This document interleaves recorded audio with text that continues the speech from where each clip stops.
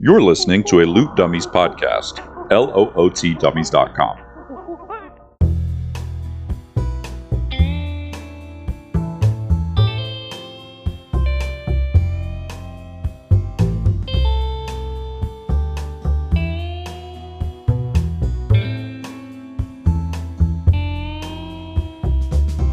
Venture into the Primal lands with your hosts, Brindlin Cornephius, the fox and wizard of enchantment, and his trusty little mouse sidekick, Laurel, played by Sam.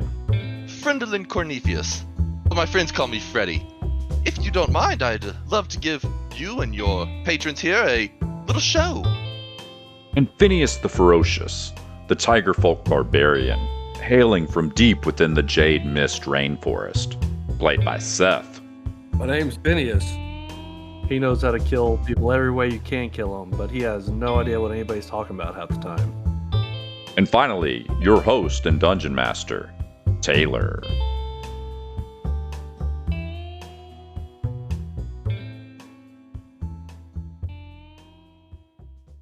I went scootering in the last few days. I got myself a 300-pound capable scooter, and I've been scootering around.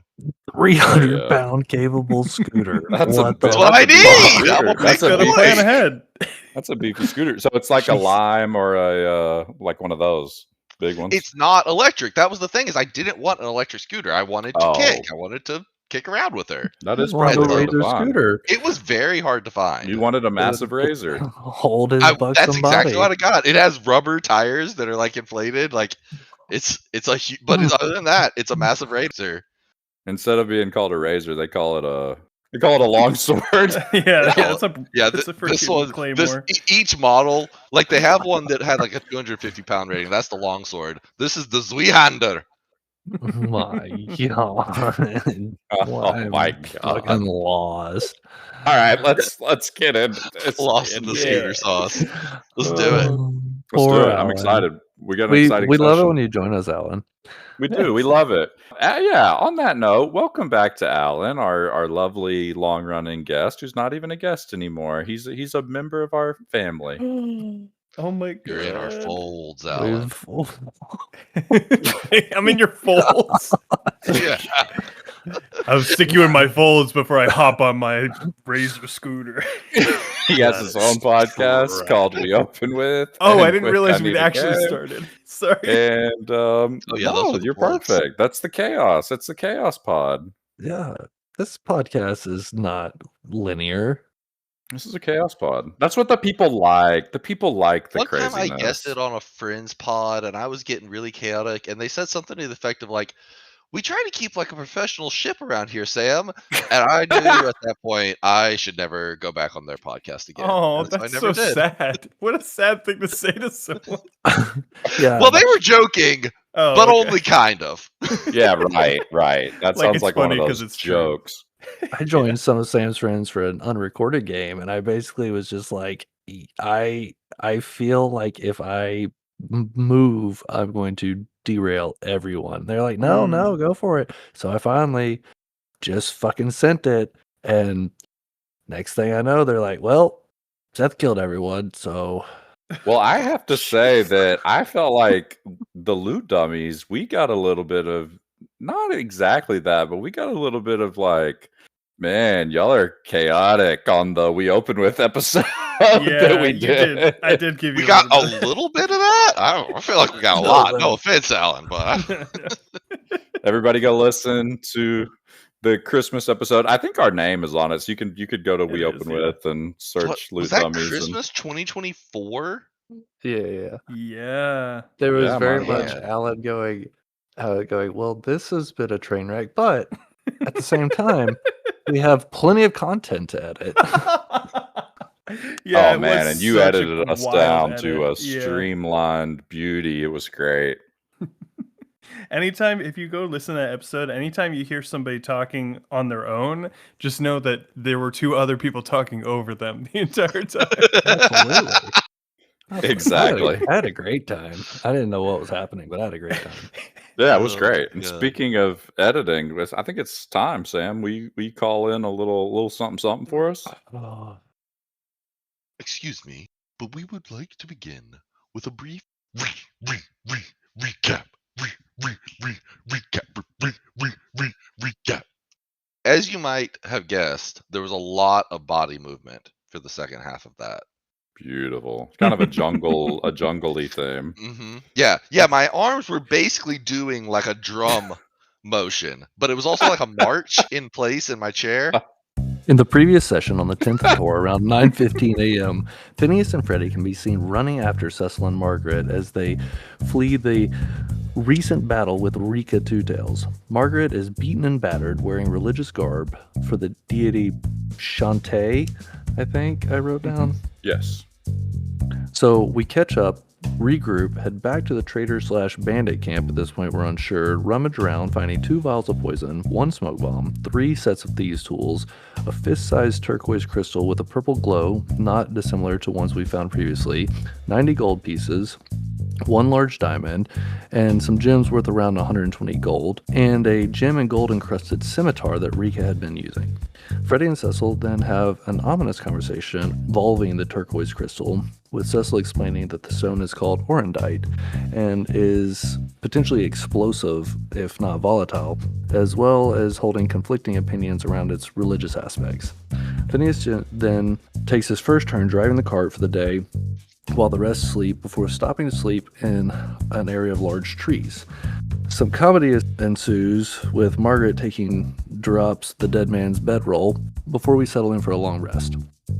The morning of the 11th of tour, around 7:30 a.m., we get close to Whitereed and come up to the shore of a very large river, the Cascade River.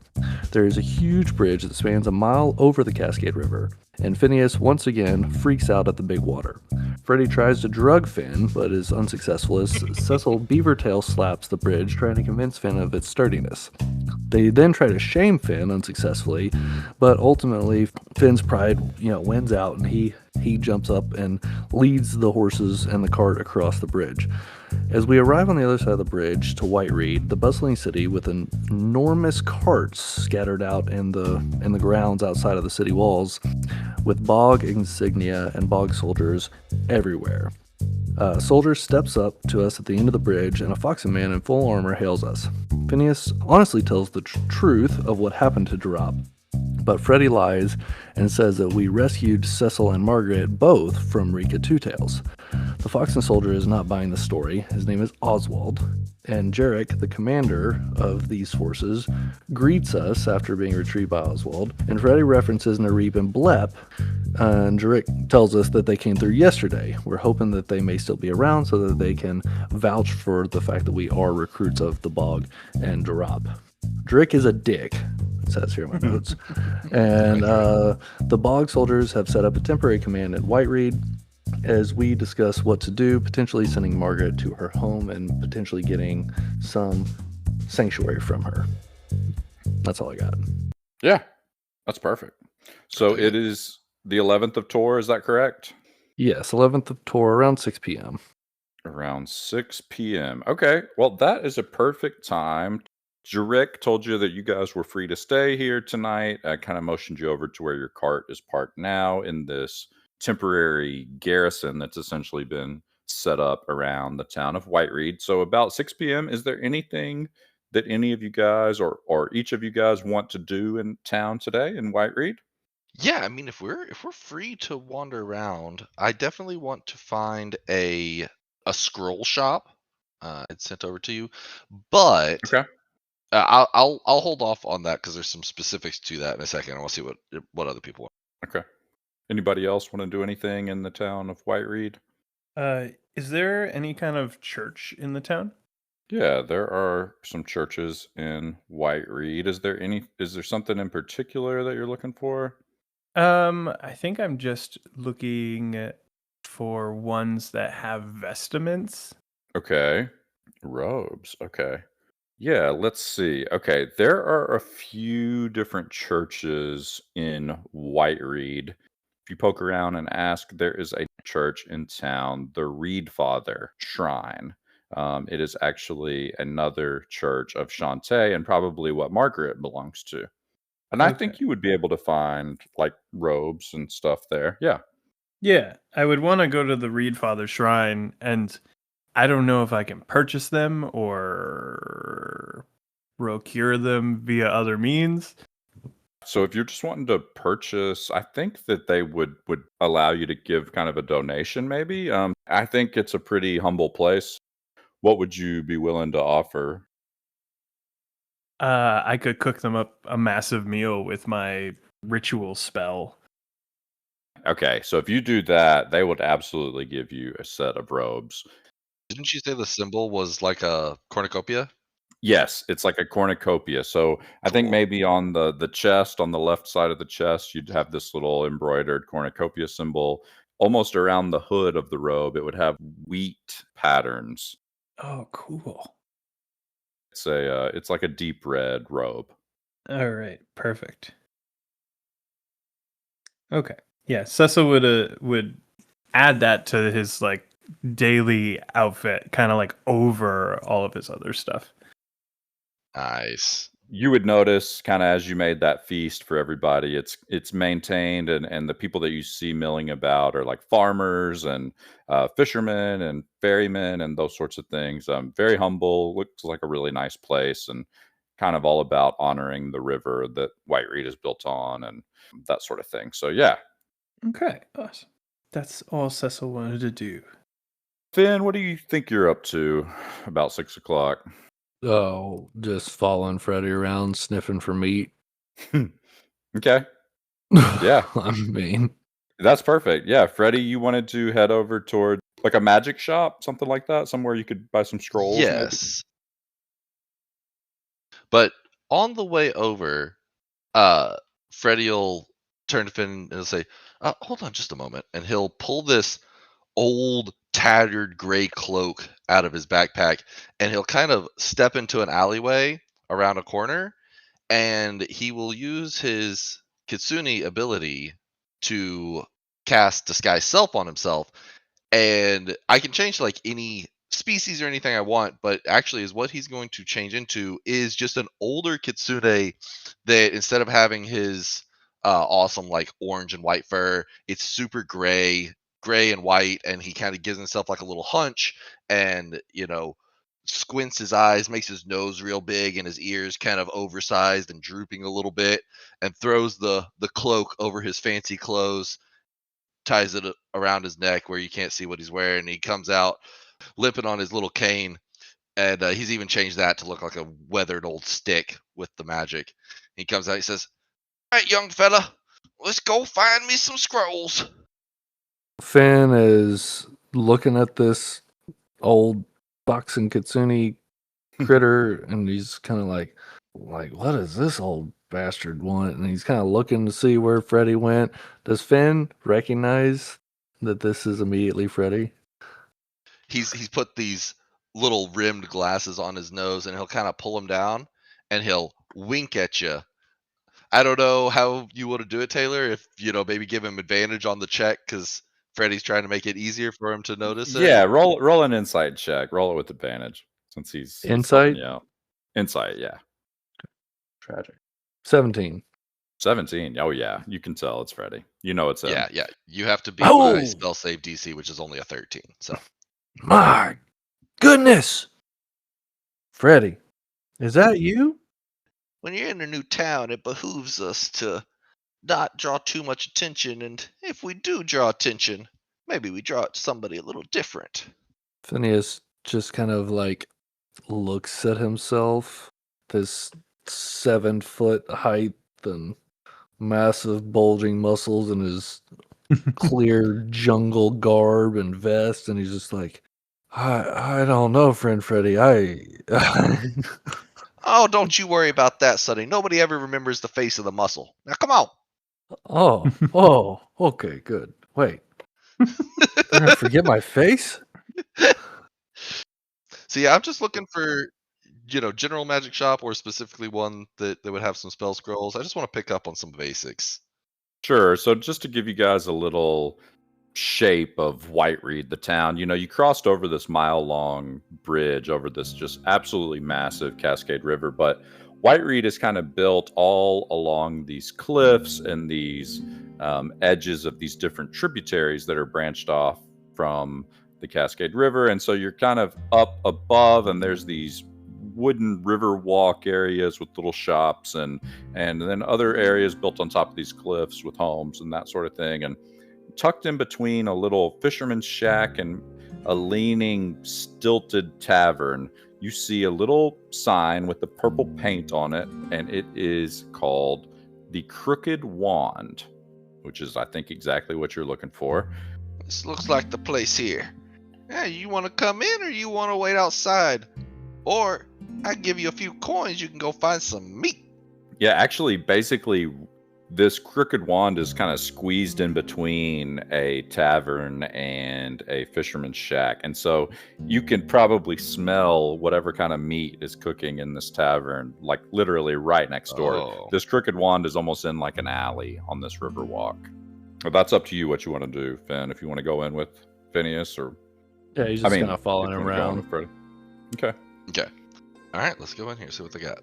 So as you walk in, there's some strange charms hanging from these wooden beams across the roof, fish bones and feathers and dried herbs. And you're greeted by a lizard folk who's hunched over with a robe over his head. And he says, "Hey, name's Gribbets.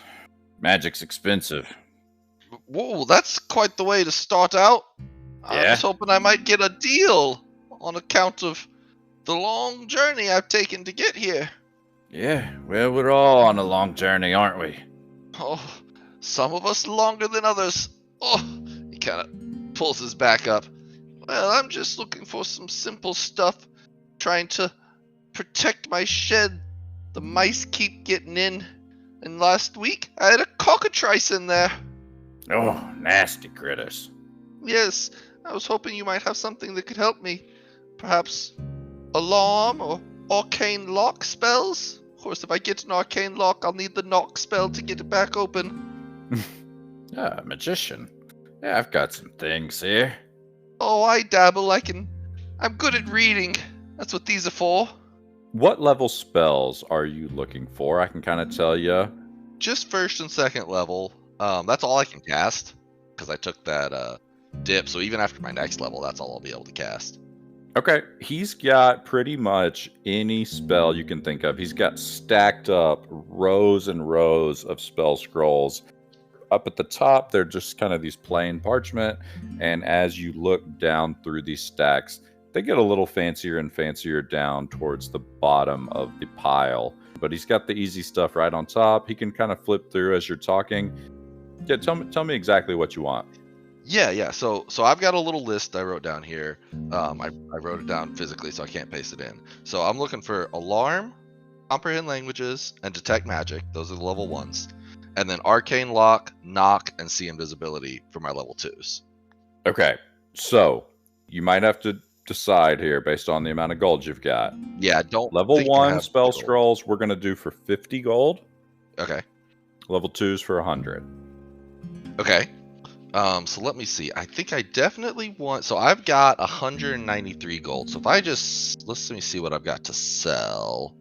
Yeah, and he would certainly be interested in buying anything you've got, magical or... What are these chitin plates? Oh, I've got these chitin plates from an Ankeg in the plains outside of Vinfell. Ooh, how many do you have? Oh, I just got 2 of them on me, but they're really sturdy. I kind of knock them together. He looks at them. They appear to be common items, but they do have some value. He'd give you 50 gold for both combined. Oh, that'd be great. If we could do that, then I'd be able to get alarm and detect magic and arcane lock. Okay, you can do it. All right, that's He, what I'll do. he reaches down, finds them. And that'll cost me 200, right? Would be the total on that. 200, yeah. He looks you up and down. Do you have any insignia of the bog on you? No. I put this cloak on and covered up everything. You know, I look like a beggar. Yeah, came up here to get away from the fucking bog. Looks like they've taken over the damn I was town. planning on going there next on my journey. Should I avoid it? Oh, my voice is slipping into Cecil territory. I gotta pull out of here. What do you mean? You live here, don't you, old timer? Oh no, like I said, I've been on a long journey. I came from all the way out west. I'd heard the bog had wonderful weather for an old person like me. The thick air is supposed to help you breathe better. Yeah, well, strange times in White Reed. He lowers his voice and kind of looks left to right and says, between a couple old men like us, these bog soldiers, they've been sniffing around every oddity that washes in, making it hard for a collector like me to find old trinkets and treasures. Well, if I come across any before I leave White Reed, I'll make sure to bring them to ya. Sounds good. Appreciate you. All right. Well, I best be off. It's time for my evening acupuncture. Come on. Mine too. Come on, Phineas. Oh, what? Phineas goes off over in the leaning against the door jam. He's like, oh, okay, yeah, meat. It's time for meat, and then my acupuncture. You want me to use my claws? Like you always do. Oh, okay. You guys walk out of the shop. You could go into the tavern if you wanted. We're not going to role play it, but they've got all the meat you'd want. A couple gold will get you pretty much a feast inside if you don't want to wait on Cecil to make you his massive pile of baked goods or whatever he does for you. Oh, I want Cecil's massive pile of goods. Who doesn't? All right. Anything anybody else wants to do around town or anything before you head back to your camp? And we need to get into Tailspire. As we're wandering around town, etc., Phineas is sniffing and looking and sniffing and trying to see if he catches a whiff of old Blep or whatever that other one's name is. Yeah, Narib, your old traveling companions. Or even the little mice creatures. Sure. Perception, investigation, however you want to think about it, whatever makes sense. Survival. Well, investigation is -3 and perception is +2, so I think I'd prefer perception. Yeah, go for it. It's be a pretty tough check. This is a pretty big city. 14. Yeah, with the 14, I think even kind of moving around, if you even if you were to ask some people, they'd be like, yeah, we see those kinds of folks all over the place. The bog soldiers, this place is crawling with bog soldiers. You don't really pick up any physical trail or anything. It's a pretty big city. A couple hundred people probably live here. You're not sure. If you remember back to what Jerick said, he seemed to allude that they had been through here in the past few days and that he was going to send somebody out to try and catch them. I remember, but Phineas nor me, the player, believes anything Drick the Dick says. Yep. The dick. Okay, fair enough. So Phineas just kind of sulks and stalks behind Freddy because he wasn't allowed to hit Drick with his claw, and he's not allowed to leave White Reed, and he feels a little confined and is kind of starting to bristle his feathers a little bit. His feathers. Oh yeah, you don't know about the feathers. Oh well, isn't he a bird bard or bird bard? Oh yeah, he is a eagle totem thing. He is. He's a bird not a bard. bird bard. He is a tiger folk with the eagle totem. Isn't he a bird bard? I played a That bird was bard and incredible. a spectacular once. Did play a bird bard. It was a cleric. Yeah, actually. Zefkus, Yeah, but he sang. the lore keeper. the lore keeper. How do I Anyway. remember that?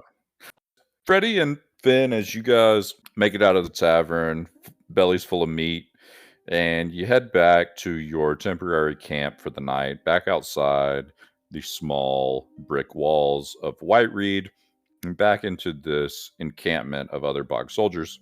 You see Cecil walking up, and he's wearing, I presume, your new robe? He's trying to maintain this deception that he was a prisoner that was also freed. Gotcha. Y'all had told Jerick that you and Margaret were both freed from the bandit camp. Okay, perfect. Freddy, what are you doing with your disguise as you get back to the bog encampment. Before I get back to the camp, I will duck into an alley and drop it. All right, so as you guys all arrive back at camp, I hear if you head into the woods, there are monsters around. Best to take potions. Was that Witcher 3? I don't know. Oh, Just generic That was a- NPC dialogue. I thought that was a specific one. Here there's trouble in the bog. That is exactly what they'd be saying. Potion Master? Did you hear? Did you hear about the shearing? Shearing There are was another dangerous. attack. I wouldn't want to mess around with them. Don't believe everything you hear. I That's heard they true. killed a bog liaison on the road. These times we're living in. These times we're living in. Why? What is it with NPC line deliveries that have that like the way they stop and start is so stilted? Like even I if have somebody no said idea. a random one-liner, you could say it normal. Yeah. Carry on, citizen. Oh God. Hey, watch it. Sorry. Rail me, dungeon master. Oh my god. be glad to. I'd be glad to. I'm glad Glad to. to rail you. Freddie and Finn, as you arrive, you see Cecil walking back up in these robes of a different church. He appears to be fully embracing his role as a freed prisoner from the bandit camp. As you guys walk up, it's about early evening, not quite sundown, maybe sunset, and you see a bunch of soldiers gathered around a campfire, just carrying on, kind of being loud and raucous. And as you guys get close, you can pick up some of what they're saying, and you hear one of them say, "All because of some fucking lights." And a bunch of other soldiers start laughing and kind of jeering. "Yeah, more worried about the fucking shearing than whatever bullshit's going on around here. Lights." And they all just start laughing. Finn walks closer, curious, because he has not had this type of raucous camaraderie with his less raucous companions. With this boring ass group. You see Oswald from earlier, the fox person, and he says, "Hello!" And he points with his mug out towards the party. "Recruiter cart folk from earlier. Come on over." Hey, and Phineas just kind of goes in, just like one of the boys, and just like scoops up a mug of ale and just fucking one tilts it. A grung that's sitting around the fire named Toll, he just reaches over and grabs a hold of your bicep. He's hammered. He's like, "Lord, I knew they were letting other races in, but look at this behemoth." Oh, My God! Phineas just kind of flexes his arm a little bit, just kind of curls his hand fist back, and he's just fucking dumps the remnants of the ale out of his cup, so he shows off his muscle. Ooh, goodness. Come on in. Scooch up next to Toll. Freddy will take the opportunity of the invite and just kind of slide in with him. Now he's the one following Phineas around. Phineas gets some more ale, and he just kind of he does almost a chuckle, tiger roar, rumble, purr as he's chugging this second cup of ale, and he's like, "Y'all talking about some lights? What about these lights? Are they multicolored lights?" Oswald speaks up. "Yes, there's lights to the east of here. You know, that's the whole reason why we're here. Whitereed sits on the Cascades River. It's one of the major access points to the Eastern Sea. Well, apparently, some fishermen from this area who'd been gone for a few weeks came back reporting lights all around the Eastern Sea. And according to our superiors," and he does quotes, "that's something that we should be concerned about. So here we are in this shithole of a town." Oh yeah, my goodness, this is just a speed bump on the road to the bog. But what are the lights hurting people? No, that's the thing. It's like, it's just lights. Some yellow, some purplish, but just lights. And Finn looks over at Freddy and realizes he's there. He goes, "Well, Freddy here can make lights. Lights aren't dangerous." Freddy will say, "Oh, no reason to brag on me, Phineas. Does have me curious, though. You said just purple and yellow lights. I mean, are they large, or We don't fucking have a clue. They so sent no us one here knows with what they are?" Sharik, and it's just like we're just waiting for nothing. We're here, getting fat and lazy. And he picks up his beer mug. Well, I can say there's worse fates. Tall, the grong that's sitting next to Phineas, speaks up again and says, "When you approached, we were discussing the shearing. The shearing is the real problem in the Cowards. bog. I heard just this week bog soldiers have gone rounding up church members from all over the bog, rounding them up and taking them to prison."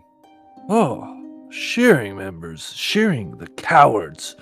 Why, just on our journey here. Who was what was his name, Freddy? Oh, Sir Durrell. Drop got sheared by the shearers. Yeah, exactly what I've heard. And frankly, I'm glad to hear that they're rounding up all the church members because there's something about the church. They're in cahoots with the shearing, if you ask me.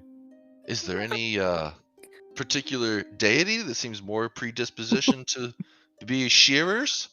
Well, it's not about the deities, my boy. It's about the part of the city that they're in. These outer rim folks, they don't belong in the bog.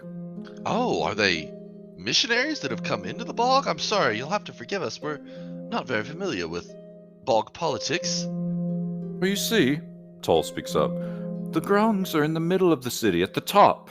And it's sort of like a tiered existence, and these lower city, outer rim folks, they're working with the shearing and they're trying to bring us down. And I think that's the real problem in the bog. Ah, people not respecting their place. Exactly. On his third mug of ale, it all dawns on him what we're talking about. And he doesn't really say anything, but he just kind of looks over at Cecil by the cart in his church robes, and he just keeps plugging away, and he just kind of like looks back around like, oh, Cecil maybe is with the church people. They're talking about killing prisons and stuff. Cecil's a prisoner, and this ale's good. Well, any more you can tell us about these shearing is good to know. Always good to know your enemies before you arrive. Isn't that right, Phineas? You can't fight an enemy you don't know or can't see. Yeah, I can. Well, I can't. So, I believe you could, my friend. I believe you could. I did it in the water palace. I don't even remember the water palace. Shark eels. I don't. Finn's like, yeah, remember I bashed my pick around in the water until I killed that thing? Yes. Let's learn more about these church members. Phineas is Shearing getting members. hammered. I mean, the shearing, aren't you from the bog? Who are you? No. I myself come from far west of here, way out in a sleepy little town you've never heard of, and my friend here, well, he's from the Jade Mist Jungle, several weeks north of here. There's a collective ooh from everybody, and they look over at Phineas, not sarcastically. It's a serious ooh. Jade Mist. Yeah, he holds up, and he's not drinking right now. He's just kind of rubbing the pointy tips of his jade claw war pick. I thought you were gonna say ears for some reason. I was like, man, that's really awkward. Another person that's hanging around, a bullywug, big fat toad person named Blurp, speaks up and just says, Blurp. Jade Mist. Oh, yeah, shearing's bad. Shearing's very bad. They're like rebels. They don't like what's happening in the bog. They're anti everything, if you ask me. Oh. You'll learn all about the shearing and the way things work in the bog soon enough. Recruiters, you must be headed back urgently. You received the message. Well, just before our sponsor was so coldly taken from us, yes, he had received some sort of missive and said we must double time it. Actually, we've been riding straight through the night until we arrived here. This is the first true rest we've had since the message came in a few days ago. Yes, big things happening. Well, anyways, I'm going to head off for the night. Everybody starts to kind of wind down and pack up as the drinks are flowing and starting to move towards their tents for the night. Cecil, what have you been doing this entire time? I was gonna ask if I could hear any of that. Yeah, I think you could. Your cart was kind of pretty close to this campfire area. I think you could pick up most of it, Okay. even if you were back at your cart. Then I would like to basically keep pace with the grung that was very, very drunk. I assume he's going back to his tent. That was the one that was squeezing Phineas's bicep. That was Pull. Yeah. If he goes into a tent by himself, I'd like to like clock that and like follow him in. Okay, yeah, you can do that. Are you trying to be stealthy? Yes. Okay, we're gonna say this is him here. He actually kind of walks back towards the cart. So he comes back towards you, crawls drunkily into his tent. Okay. If you wanted to do it stealthily, you give me a stealth check, like with advantage even. Right here. Sure. Give me something good, please. 13. 13. Let me just look at some. 13 is really close. He's inebriated, so I think you get in there anyways. Okay. You come in behind him in his tent. From in the cart, were there any daggers in the cart? I had mentioned Yeah, you before said that it there was- was pretty much any kind of like basic Yeah. weapon. Okay. I take a dagger with me into the Oh shit. tent. What the hell is happening? So my passive perception's only a 10, so I guess I probably don't see him go in there. Nope. I'm gonna say you don't. This is happening as everybody's kind of winding down. And Finn, I'm gonna say you don't see it either since you're drunk by the fire. I would like to do two things when I get in there. If he's laying down to sleep, I'd like to mount him and put the dagger to his throat. And I've got like the cloak on him, trying to like keep my face obscured. Okay. And then I'd also like to cast spiritual weapon so that I also have that ready just in case.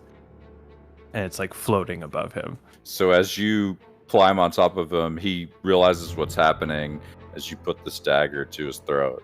He's like, what? He's gonna start to make some noise. Shush, shush, shush, shush. Do not say another word. Keep quiet. Okay. He'll hesitantly be quiet. I overheard some of the things you were saying. I got some questions for you. Uh, Say, yes, okay. He just nods his head. said they're rounding up folk in the bog? Members of the church? He just shakes his head, yes. Which church? Oh, a couple different ones. I don't know. I don't like the answer. I don't know. I'm gonna need you to be racking that brain of yours, okay? I just think, any of the names. Just start spitting them out for me. Maybe Cathedral of the Deep Current? Mm-mm. Try again. Shrine of the Verdant Throne? Mm. Something Hand? What hand? Helm's Hand? I push the dagger into his throat. His eyes go wide. He's like, looking, like, please. See, I've been a member of the church for a very, very long time, and pacifism it's basically ingrained into the teachings of the church, if I'm being very honest with you. And I have never once met a member of the shearing as a part of my services with the church.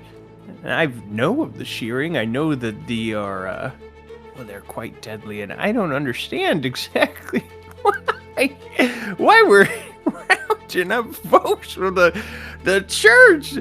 It's just like almost as if the systemic oppression has reached a climax and we are blaming an entire group of people for something that is not their fault. Doesn't that sound crazy to you, Mr. Grub?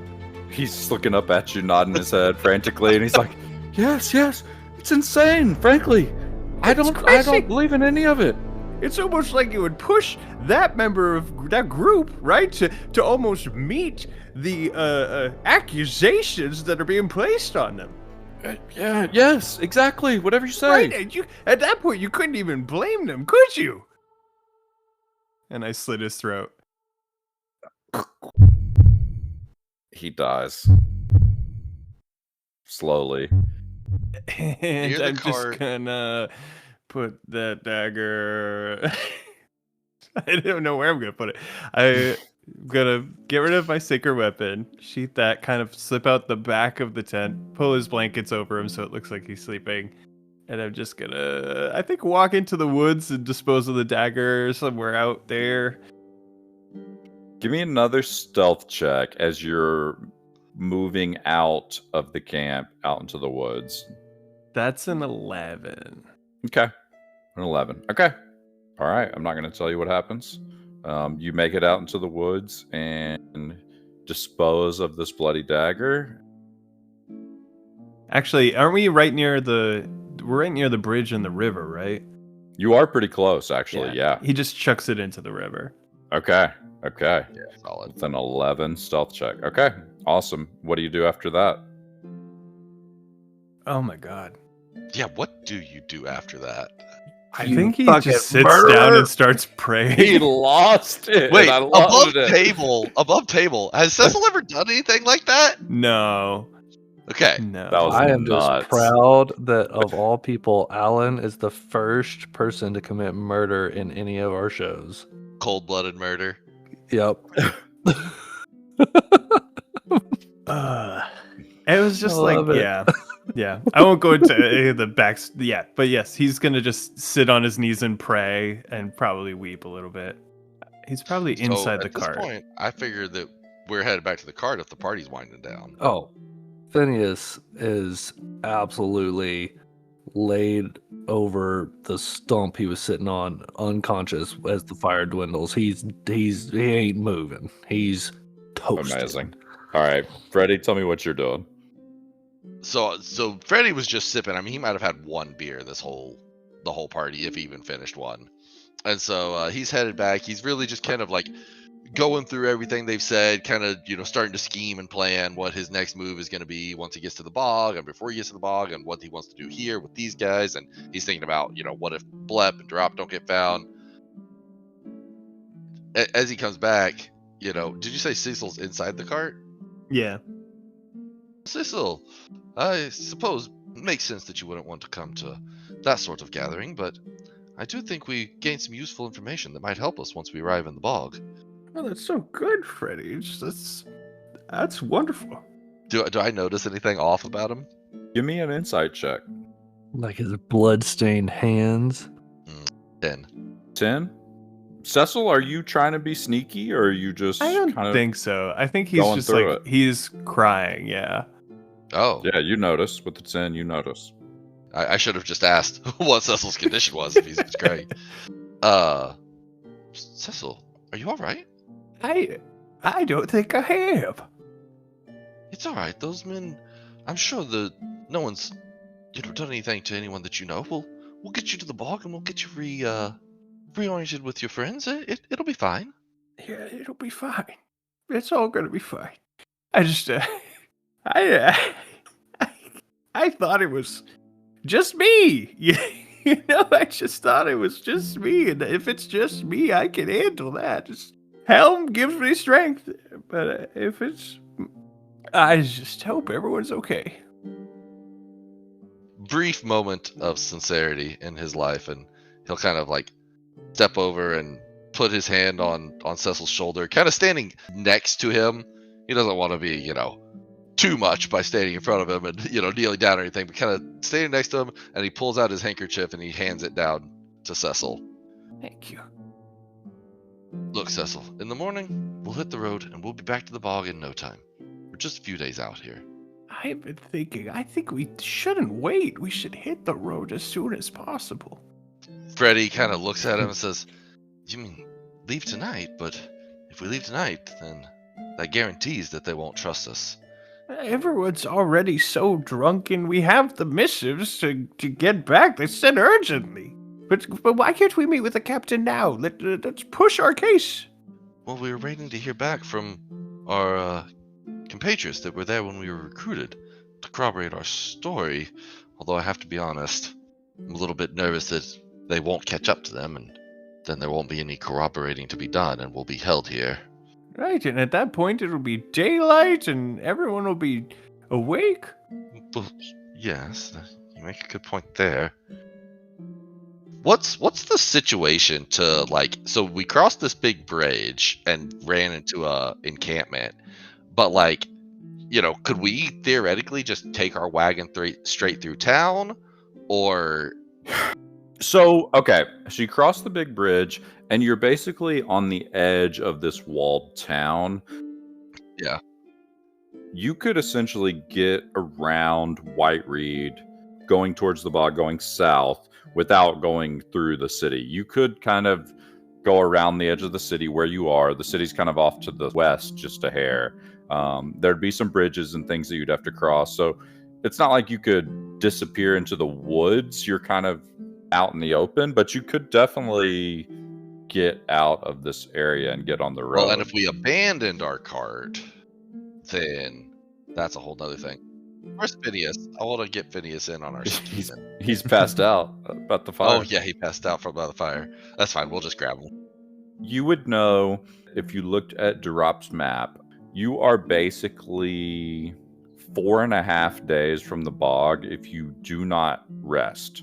There is a town about 2 days south of you, right on the edge of a massive desert called the Droog Desert. I do not think that your players would want to travel through the desert without your cart. Yeah. It's going to be basically 2.5 days through a harsh desert with nowhere to stop. Whereas with a cart, we could carry a ton of water and supplies. You can get away from the sand. You could take shifts driving and actually get a good rest. Otherwise you wouldn't be able to rest. You'd be getting to the bog exhausted. So I think you would take your cart just knowing what the map looks like. Yeah, unless we were really desperate. Okay. Right, exactly. Like on the run or something. Which sounds like we might be not too far from that. But right now, Freddy doesn't think we need to be on the run. I will tell you, it's early night still. Like, it's early. It's like 10, 11 o'clock by the time everybody's winding down. Right. Trying to figure out what Freddy would want to do. Mm. He likes having his fate in his own hands, even if it's a riskier option. He's not a hard sell to convince that maybe we should just leave tonight. He was already kind of thinking about doing that anyways. So yeah, I think I'll go wake Phineas up and kind of lay out the plan and say, all right, me and Cecil have been talking. We think we need to leave tonight. We're worried that they're not going to hear back from Blep and Nariv, and then we're going to be detained and who knows, maybe tried for Drop's murder. It's certainly not just, but unfortunately, justice is hard to find in a society. And he'll kind of look at Cecil as he says that. Yeah, Phineas is sobering up a little bit, and being that he is an elite warrior trained as a soldier from a very militaristic society that bases everything around ranks and authority and following the rules, is definitely unsure about this decision. But he doesn't necessarily argue. He's just kind of like, oh, okay. I mean, I don't see why they would do something to us for Drop getting assassinated by a coward, but okay. You saw that what they did to poor Cecil just for being in the church. You heard them themselves. They're rounding people up and imprisoning them. Apparently they're part of the shearing, but I find it hard to believe they all are. I think Cecil's kind of creepy, but I thought they arrested him because he was doing bad things to people. I never did. All we ever did was talk. That's all we ever did. Oh, just words, huh? Magic words? No magic words. Unless you think words that could change someone's mind or reshape a society are magical, and in some ways I think they are. I don't know. There was an old tiger lady back home. She'd say things and people would just like bang their heads into trees and stuff. I don't know. Words can be dangerous. And I think we're seeing the outcome of that belief now. Yeah. Yeah. One time she told my cousin that he should stab my other cousin, and he did it. So that's a little bit different, but okay. Well, yeah, she's a witch. Okay, yes. So we're talking about two different things. Okay, different magic words. Yep. Understood. Okay. Phineas is just like, I don't care what we do. I'm going back to sleep. And he crawls up on top of the cart. I'm going to have the three of you.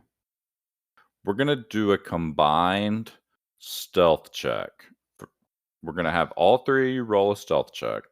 And we're going to do a DC of 22. Oh shit. Okay. 22 with the I've got three a of you. +5, so I'm pulling my weight. I have a If plus y'all hit a plus 22, not pulling no your weight. one will even see you slip out of town. A 22. zero. How am I Alright. supposed to do? I'm doing mine first because I got good numbers. Okay. Boom! Fucking got Oh. it. 25. Nat 20. Nat 20. Let's fucking Let's go. fuck go. Out of 14 of that. Hell yeah. Oh. Let's see. So got a 12. A 12. Freddie, I think with the bond that you've built with Cecil, and even with your little roguish fox and heart, as you said, you kind of have a moment of sincerity and you see Cecil crying, seemingly upset just by the words of this Grong and maybe the threat of his wife, Marge, being rounded up and taken prison as you guys are traveling back to the bog. And you are just fully inspired and you hook these carts up. I mean, with a slyness, a cunning that only a foxen could have. You hooked your horses up to the cart and you slip quietly out of this encampment and towards the bog. And you are a 4.5-day journey from the bog if you guys decide to travel without Oh. stopping.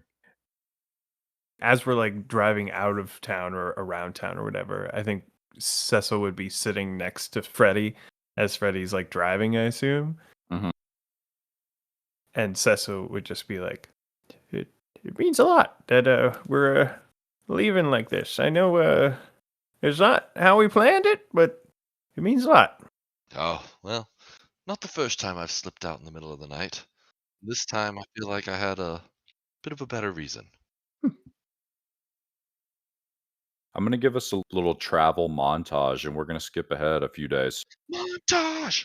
On the night of the 11th of Tor, you slip out of Whitereed, heading south. On the map, it is a 2-day journey to the next city marked on the edge of the Droog Desert. So as you guys pull out, you travel through the night. As you leave Whitereed, the road south grows harsher with every mile. Grass gives way to dry earth and trees thin into twisted bushes. The sun starts to move up and rise before you. You keep moving. You travel through the second day. Even the wind starts to feel empty, and you come upon a small settlement on the edge of the Droog Desert. My only question about that stop is there a bog presence there? As you stop, this is a small settlement. Maybe a few dozen people live here. It is sand beaten and wind swept. Kind of like pieces of cloth block the doorways. Okay. It's like Tatooine. Yeah. It Yeah. only exists as the last stop before the desert. Exactly.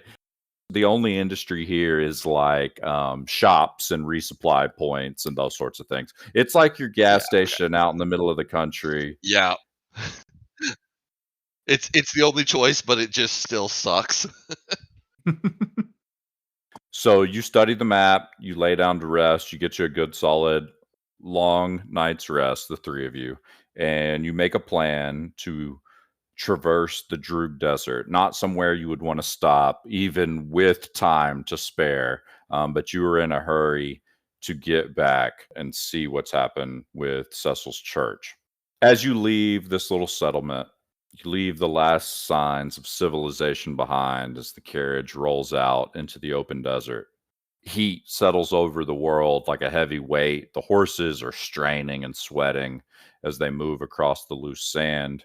Occasionally, every so often, the sand kind of blows across the horizon with the strong, unblocked winds, and you see these tiny traces of veins of this orendite, this turquoise crystal, all through the Droog Desert. And as you travel on the second day, a sandstorm kicks up, and you see these dust devils kind of up in front of you. You have to move the cart back and forth. And by the middle of the third day, the 15th of Tor, I believe, the desert begins to slowly soften. The cracked, sandy earth becomes a damp clay, and suddenly you see reeds and hear the sounds of insects and shallow pools and distant bird songs chirping. And you see the first signs of the bog, and far beyond the haze and wetlands, these enormous shapes begin to rise into view. At first, just kind of silhouettes, towers in the mists, and you see flickering purple lights, and the scale becomes clear. The largest city in the Primal Lands, rising tier upon tier above the swamp like a living fortress as you guys arrive in the bog after long last. And that is where we're going to end for the night. But before we end, you guys are going to level up to level 5. Oh my gosh, level up. That XP Take I it got to from the that frog bog. put me right over. Yes, the frog Oh P, my the frog God. XP, the murder XP, murder hobo. Oh And my shit is God. about to get real as we're getting close. We're getting close to the end of the crescendo of this story. I'm so excited. Oh man. Wow. Wow. Alan, that fucking- was just round of applause for that. That Round was of just, applause. just excellent, Yeah. excellent. Totally I mean- canceled everything that I had planned for that night and was like, nope, that's good. That's perfect. That's awesome. That, That was was amazing. that was rough. That's the beauty of D&D, man. You just never That know what's going to is. happen. You never Mhm. know. I've never Oh, sleep love in a it. tent with Alan around. No, that was good. This is very, very good. Incredible stuff, guys. It was so good that my dogs urgently needed to go outside, you and couldn't so do I it. switched to my phone so I could Oh. listen. Just keep it going. Because I was like, well, I'm not going to need to talk anytime soon, so so I just switched my phone so I could listen to everything. We will play again soon. We probably just got 1 or 2 sessions left in this story. I'll give you all a little spoiler, but make sure you do your level up, and we will be back in the world of Primal Lands. All right. Thank you. Love it. Awesome Well, stuff. That was great, As guys. always, Alan, thank Yeah. you so much for joining. Yeah, thanks, Alan. Of Much course, fun. guys. Much This fun. is really great. It feels like I'm in a regular group again. Hell yeah. Yeah, you might be. Much as we can get you. Thanks for listening. Tune in next week to find out what happens to our party. Join us at patreon.com/lootdummies to listen to these episodes significantly earlier and get other goodies, including 3D printed miniatures and access to our Discord.